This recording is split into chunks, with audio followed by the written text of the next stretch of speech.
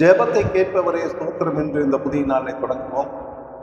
சங்கீதம் 20:6 கர்த்தர் தாம் அபிஷேகம் பண்ணினவரை ரட்சிக்கிறார் என்பதை இப்பொழுது அறிந்திருக்கிறேன்.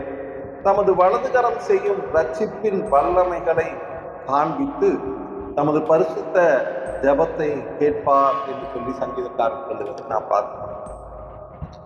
தனக்காக தன்னுடைய ஜனங்களுக்காகவும் ஜெபிக்க வேண்டும் என்று தாவீது விரும்புகிறார்.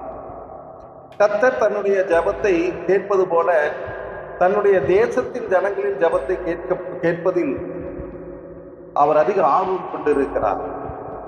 தாவீது விசுவாசிக்கிறார், கர்த்தருடைய பரிசுத்தவான்கள் நமக்காக ஜெபம் பண்ணும் போது நமக்கு தேவனுடைய கிருபையும் இரக்கமும் அதிகமாய் கிடைக்கும் என்று தாவீது இதை உணர்ந்து கர்த்தர் ரட்சிப்பார் என்பதை இப்பொழுது அறிந்து விசுவாசத்தோடு சொல்லுகிறார்.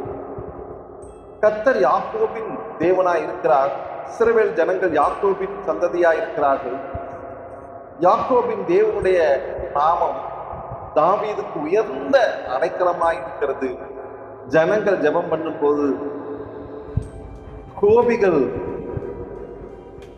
தேவன் ஜெபத்தை கேட்பார் என்று சொல்லி பரிசுத்த ஸ்தலத்திலிருந்து ஒத்தாசை அனுப்புவார் என்று அவர் நம்புகிறார். ஆகவே தேவன் நம்முடைய ஜெபத்தையும் கேட்பார். ஆமென்.